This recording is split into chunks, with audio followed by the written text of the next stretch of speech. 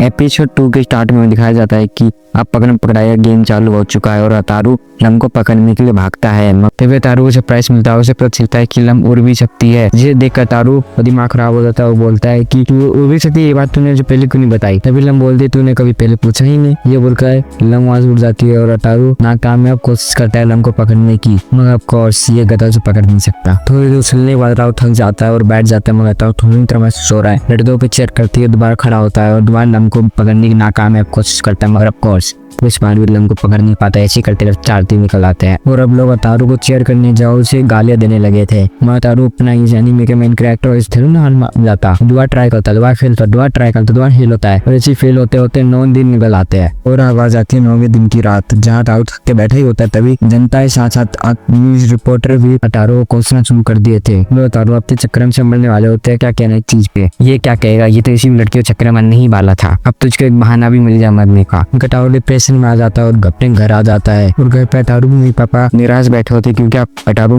पूरे समाज में उनकी नाक जो कटवाने वाला था। मगर तभी उठा अपने अतारू मम्मी पापा समझाता है कि इसमें अतारू की कोई गलती नहीं है, इसमें अतारू की शक्ल की गलती है। उसे शक्ल क्या मनुष्य है, किसी साथ जो भी होगा बुरा ही होगा और तुम दोनों में पता है शक्ल की मनुष्य क्यों है। तभी अतारू की अम्मी कहती है 13 तारीख की फ्रेंड को पैदा होगा इसलिए। और अतारू को बाप कहता है उसे पैदा होते भूकंप भी आया था। और अतारू की मम्मी कहती है उसे पैदा होती काली बिल्ली ने उसका रास्ता भी काट दिया था। और अतारू को पापा कहता है कि उसे पैदा होती कमरे के सरकाज भी टूट गए थे। और इतनी मनुष्य बातें बोल के अतारू के पेरेंट्स हंसने लगते। तभी एक बुढ़ा पंडित कहता है कि तुमने एक बच्चा नहीं मनुष्य पैदा की है, जो सुनकर अतारू के पेरेंट्स डिप्रेशन में चले जाते हैं। तभी अतारू को पसीम शिफ्ट होता है जहाँ हमें अतारू दिखा जाता है जो डिप्रेशन में लेटा होता है, मगर अतारू के दोस्त जो मोटिवेशन ज्यादा डिप्रेशन दे रहे होते हैं, जो सुनकर अतारू पागल हो जाता है और दीवार और गद्दा नोचने लगता है। मगर तभी शिनोबू अतारू ये पागल वाले कर देखकर कहती है कि अगर वो कल का गेम जीता तो शिनोबू से कल शादी कर लेगी, जिसे सुनकर अतारू सुपर मोटिवेट हो जाता है और पैदा की कल का गेम तो वही जीतेगा। अतारू के दोस्त कहते हैं कि अगर ये कल का गेम जीत गया तो लंगूर का हाथ मंगूर आ जाएगा। तभी मैं लास्ट टीम में दिखाया जाता है जहाँ अतारू लम को पकड़ने की नाकामयाब कोशिश कर रहा होता है और बार बार शादी चिल्ला रहा होता है। जिसे सुन के लम को लगता है कि अतारू से प्रपोज कर रहा है, मगर लम को अतारू कोई इंटरेस्ट नहीं होता, इसलिए लम कहती है कि वह बेवकूफ शांत होता है, मैं तो इसको शादी उदी नहीं करने वाली। मगर अतारू को घंटा खरीदनी पड़ता। अतारू के मन में तभी शिनोबू होती शादी के जोड़े में और अतारू पास शादी चिल्लाना जारी रखता है। तभी लम का ध्यान भटक जाता है और अतारू